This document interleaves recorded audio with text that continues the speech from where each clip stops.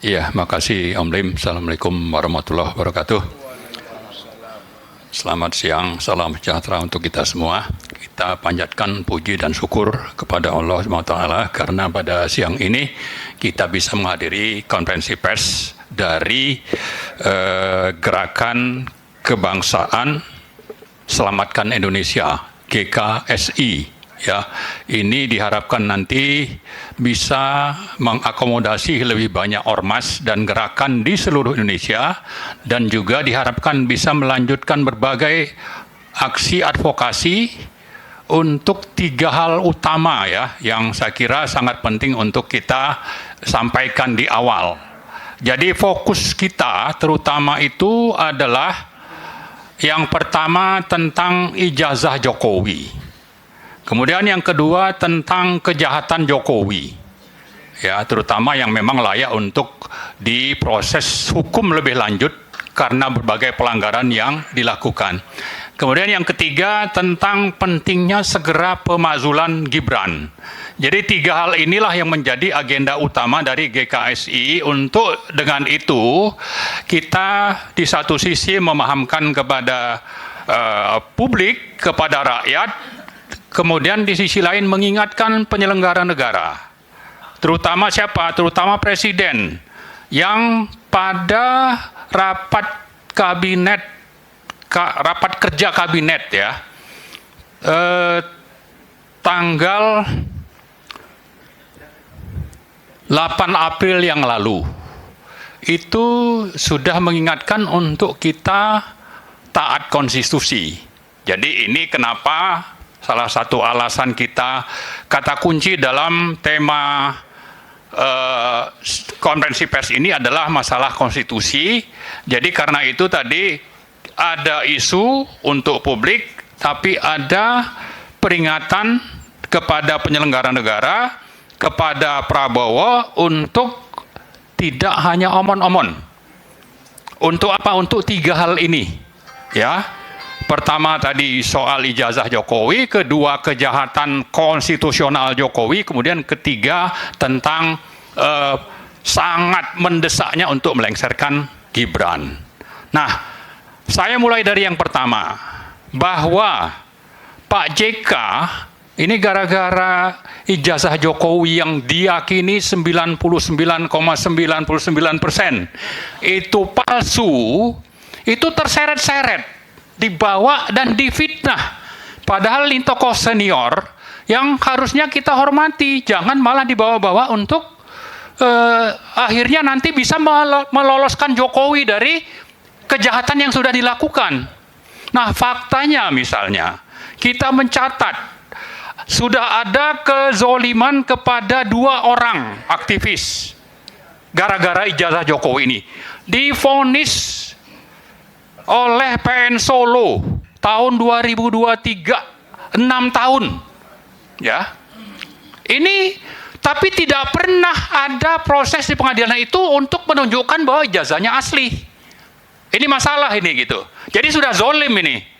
Kemudian juga kita sekarang punya teman, ini ada Pak Rizal, ada Mas Rustam, ada Bu Kurnia, Mas Roy ya, yang masih sisa ini maksud saya, ya kan? Yang lain sudah membelot, sudah terkontaminasi. Tapi intinya teman-teman ini juga akan dizolimi, sedang dizolimi oleh siapa? Oleh geng Solo Jokowi. Ya, nah ini perlu kita suarakan. Untuk apa? Untuk mengingatkan bahwa ini menyangkut masalah konstitusi, masalah pendidikan. Pendidikan itu salah satu yang menjadi pegangan kita bahwa ini sudah menempuh pendidikan untuk nanti menjadi kualifikasi untuk menduduki jabatan atau untuk jenjang lebih lanjut atau untuk mencari kerja. Itu penting sekali masalah pendidikan ini di alinea keempat dari Undang-Undang Dasar. Kemudian juga di pasal 28 ya, 28C. Kemudian pasal 31 ini semuanya kaitannya dengan pendidikan. Ini sudah diobrak-abrik oleh Jokowi. Dengan apa? Dengan kelakuannya untuk tetap melindungi diri dari pembuktian bahwa ijazahnya memang asli atau palsu. Ini tidak pernah terjadi. Kenapa tidak bisa terjadi? Karena dia bekerja sama dengan geng Solo tadi. Operator utamanya itu adalah Polri. Yang dengan begitu justru bukan berupaya untuk membuktikan ijazahnya itu asli. Dengan apa itu? Dengan adanya proses di pengadilan. Jadi yang dilakukan adalah menzolimi orang, tapi ijazahnya sendiri tidak berani dibuktikan, dan ini bisa tidak terbukti. Kenapa? Karena ada operator lapangan yang membuat supaya proses pengadilan pembuktian ijazah itu tidak pernah terjadi. Nah, inilah yang sedang berlangsung, dan teman-teman kita ini juga sudah siap-siap untuk ditangkap, diadili. Nah, karena itu di samping kita ingatkan kepada Jokowi untuk berhenti, kita juga ingatkan kepada Polri, berhentilah menjadi operator geng Solo, ya, terutama Polri ini. Polri lah di titik terdepan untuk melindungi pembuktian ijazah palsunya atau aslinya Jokowi. Ini Polri ada di garis depan. Nah, karena itu kita ingatkan kepada Pak Prabowo sebagai pemimpin tertinggi di Indonesia yang membawahi Polri tadi, ya. Kapolri itu kan bawahan dari Prabowo. Kenapa tidak berani? Ya, malah Prabowo itu bilang, saya heran kok, katanya itu bulan Mei yang lalu nih, ya. Prabowo bilang, saya heran kok ijazah Jokowi dipermasalahkan. Ya kan? Kok ngomong begitu? Mestinya kan dia perintahkan ini Polri atau Kejaksaan atau siapa lagi lah yang relevan untuk ini dilakukan. Jangan malah menggunakan kata-kata yang seolah-olah melindungi Jokowi, dan faktanya itu memang melindungi Jokowi. Malah bulan November kita baca Mas Roy, salah satu tersangka itu menyatakan, kalau Pak Prabowo perintahkan saya untuk berhenti mempersoalkan masalah ijazah ini, saya akan berhenti. Ya kan? Nah, ini mungkin ada kemajuan, tapi tidak cukup seperti itu. Kenapa? Tadi saya sudah sebutkan bahwa operator utamanya itu Polri. Jadi kendalikanlah ini oleh Pak Prabowo supaya nanti ini bisa tuntas. Tidak seperti yang Pak JK sebutkan, ini sudah terlalu banyak menguras energi kita, ya.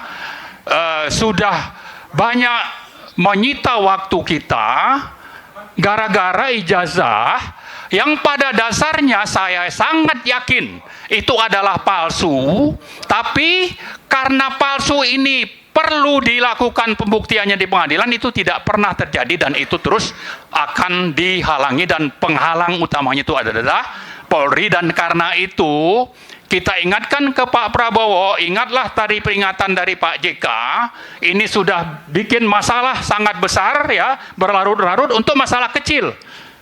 Maka Pak Prabowo harus segera bertindak, perintahkan itu Polri berhenti melakukan kezoliman, cukuplah hanya 2 orang itu, jangan ditambah. Lalu hentikanlah kasus ini, supaya dengan begitu nanti kita bisa bekerja untuk hal yang lain. Nah, hal yang kedua, saya mau bicara tentang kejahatan Jokowi. Itu sangat banyak. Salah satunya adalah pelanggaran HAM berat, ya. Ini pasal tentang HAM itu ada di pasal 28 berapa, saya lupa, ya. Ini terjadi untuk kasus KM 50 misalnya. Lalu yang paling update adalah Yakult, Menteri Agama itu nyebut-nyebut keterlibatan Jokowi, ya kan? Lalu sebelum itu kasus Wush, itu teman kita Pak Antoni menyebutkan korupsinya itu nilainya 73 triliun. Nah, tapi kenapa Pak Prabowo itu menyatakan bahwa ini tanggung jawab dia? Lalu ini sangat bertentangan dengan fakta bahwa dia akan mengejar koruptor. Penanggung jawab utama dari Bush ini adalah Jokowi. Ini adalah calon koruptornya yang harus diproses di pengadilan, yang oleh Pak Prabowo itu tidak dilanjutkan, malah dilindungi, malah menyebutkan hidup Jokowi. Nah, ini bermasalah bagi kita, gitu ya. Kemudian hal yang ketiga adalah tentang Gibran, ya. Gibran ini konspirasi yang sangat nyata, dan ini saya kira tidak perlu saya jelaskan pelanggaran konstitusinya di mana saja. Tapi itu sangat banyak, dan yang menyatakan sikap itu bukan cuma aktivis, tapi juga guru-guru besar di sekian kampus. Ya, ratusan kampus sudah menyatakan ini bermasalah. Ya, jadi karena itu, apalagi teman kita Pak Roy itu sudah menemukan kejahatan, misalnya F4, kalau kita ingat ya, tahun lalu itu F4, dan ini kita laporkan juga waktu itu di DPD. Itu awalnya kita menyebut tentang Gibran, dan Bang Refli juga sudah menyebutkan kalau ada 6 syarat kualifikasi untuk adanya pemakzulan, maka ini sudah lebih dari cukup alasan untuk Gibran itu dimakzulkan. Nah sekarang, ya jadi 3 hal ini yang penting. Sekarang justru kita sudah melihat gejala gelagat dari Gibran sendiri. Sudah berani ngomong tentang bahwa ini yang terlibat air keras ini tentara, supaya di proses di pengadilan militer, tapi ada ahli hukum independen misalnya. Ini sudah berani ngomong nih. Dan kita juga sangat khawatir ini ada rekayasa untuk menjatuhkan Prabowo. Nah, jadi intinya yang ingin saya sampaikan adalah satu, bahwa kejahatan, kalau kita bicara konstitusi, ini 2 orang ini sudah, 2 orang itu bapak dengan anak ya. Syarat-syarat untuk diproses hukum itu sudah lebih dari cukup. Kemudian yang kedua, kita melihat ada gelagat justru isu-isu yang disuarakan rakyat ini, yang belakangan ditangkap oleh geng Solo, lewat adanya salah satu pernyataan dari Gibran, ini bisa juga untuk berbagai gerakan ini pembusukan Prabowo, dan untuk nanti pemakzulan Prabowo dan Gibran itu bisa naik. Ini menurut keyakinan saya ya. Silakan saja Pak Prabowo mau percaya atau tidak. Ya. Kemudian yang terakhir, saya mau ingatkan Pak Prabowo tadi ya tentang rapat kabinet tanggal 8 Februari itu di Istana Merdeka. Ya, Pak Prabowo itu menyampaikan seperti ini ya. Jadi Prabowo Subianto menegaskan pentingnya penegakan hukum, konstitusi, serta konsensus kebangsaan sebagai fondasi utama dalam menjaga keutuhan negara dan kehidupan demokrasi Indonesia. Presiden menegaskan bahwa negara harus berdiri di atas hukum, konstitusi, dan Undang-Undang Dasar 45. Jadi begini, kata lengkapnya itu begini, saya kutipannya ya. Tidak ada negara tanpa hukum. Tidak ada negara tanpa Undang-Undang Dasar, tanpa konstitusi. Tanpa Undang-Undang Dasar, tidak ada negara yang tanpa Undang-Undang Dasar, tidak ada negara. Yang ada adalah kekuatan rimba, hukum rimba, negara senjata, dan rakyat kita tidak menghendaki itu. Ini kata Presiden Prabowo. Ya. Kemudian juga Pak Prabowo menyatakan, kepala negara menekankan pentingnya seluruh unsur yang bertanggung jawab untuk terus bekerja keras dalam menegakkan hukum yang berdasarkan kesepakatan dan konsensus nasional, maksudnya konstitusi. Dalam konteks tersebut, Presiden Prabowo mengingatkan kembali 2 konsensus besar dalam sejarah bangsa, yaitu Sumpah Pemuda 28 dan Undang-Undang Dasar 1945. Nah, ini yang ngomong Pak Prabowo, dan kita melakukan ini salah satunya menjalankan apa yang barusan diperintahkan Pak Prabowo. Jadi tolong Anda jangan cuma omong-omong. Ngomongnya untuk kita sama-sama menegakkan konstitusi, tapi giliran prakteknya malah Pak Prabowo itu melindungi Jokowi misalnya. Mempertahankan Gibran, malah Gibrannya sendiri sudah coba-coba untuk bagaimana ini Prabowo justru bertanggung jawab terhadap penyiraman air keras terhadap Andre Yunus. Ya, ini sudah ada gelagat. Nah, itulah sebabnya kita mengingatkan ini baik-baik ke Pak Prabowo. Ya, kita bukan mau bicara soal pemakzulan Prabowo, tapi mengingatkan bahwa dua orang yang bermasalah tadi, menurut konstitusi yang barusan Anda gembar-gemborkan itu, wajib hukumnya untuk ditangkap dan diadili, untuk diproses pemakzulan. Inilah yang kita ingatkan ke Pak Prabowo untuk dicamkan, bukan cuma omon-omon. Sekali lagi, bukan cuma omon-omon, apalagi ini mengantar, ya, mengancam posisi Anda sebagai presiden yang katanya, ya, dia kalau mau dimakzulkan silakan saja, ya kan, asal menurut konstitusi.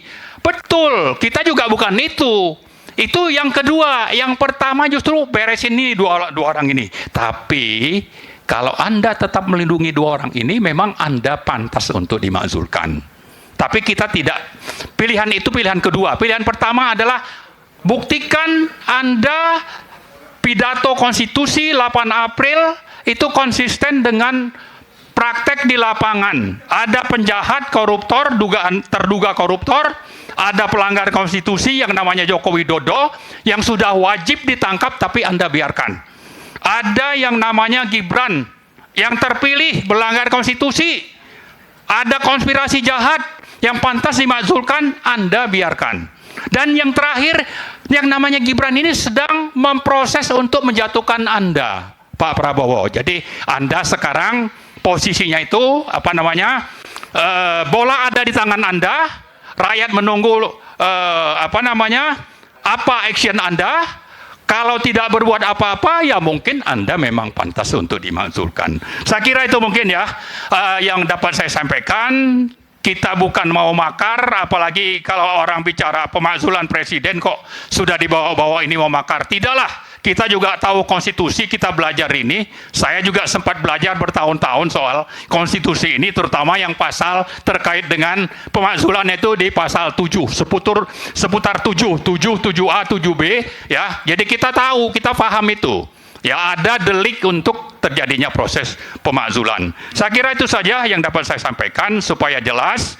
Mudah-mudahan Pak Prabowo atau para pembantunya mendengar, ya, untuk nanti ada jalan keluar dan ada action langkah nyata yang memang pro bagi negara NKRI, bagi rakyat, bagi konstitusi yang barusan Anda dengung-dengungkan, Anda bicarakan itu tanggal 8 April 2026. Jadi karena memang juga terlibat dalam menyiapkan acara ini, saya ingin menanggapi ada tiga hal ya. Pertama soal Pak Bintang, jadi soal apakah itu Undang-Undang Dasar 45 atau 2002, kita perlu melihat fakta lapangan yang berlaku dan dijalankan oleh penyelenggara negara saat ini adalah 2002 atau apapun itu namanya. Jadi jangan anggap ini sesuatu yang mau terus kaku, ini palsu, ya, tanpa melihat faktanya ini yang sekarang berlaku inilah yang dijalankan.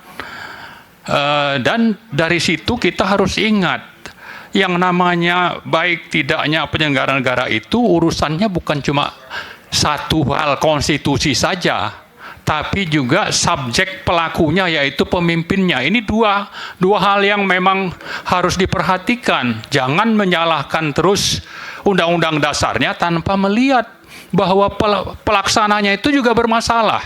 Iya kan? Saya selalu mengulang-ulang tentang yang 45 itu, dua pemimpinnya diturunkan tidak dengan normal. Yang kita bilang hebat itu, misalnya kita bilang hebat, toh pemimpinnya turun tanpa mengikuti prosedur yang benar karena masyarakat demo, publik demo turun gitu. Ya kan? Waktu Pak SBY jadi presiden, toh tidak ada masalah gitu. Jadi jangan terpaku hanya kepada sistem, ya, undang-undang dasar atau konstitusi. Tapi perhatikan juga pelakunya gitu, ya. Ini untuk kita camkan, dan Pak Bintang jangan merasa paling benar gitu, ya kan. Tapi memang udah pulang nih orangnya, cuma lempar batu lalu dia pergi gitu, ya kan. Nah, kita sebetulnya mau ada dialog yang konstruktif. Kemudian yang kedua, Kita sebetulnya tadi Pak Irwan menyebut-nyebut tentang prioritas ya. Saya kira Jokowi itu bertanggung jawab terhadap kejahatan yang sudah dilakukan dan itu puluhan pasal-pasal di konstitusi yang dilanggar. Kita mau hukum ditegakkan. Jadi jangan dianggap itu tidak prioritas. Makanya ini gerakan kebangsaan Selamatkan Indonesia ini, GKSI ini, tadi di awal sudah saya nyatakan dan ini kesepakatan kita di panitia bahwa fokus kita itu 3. Untuk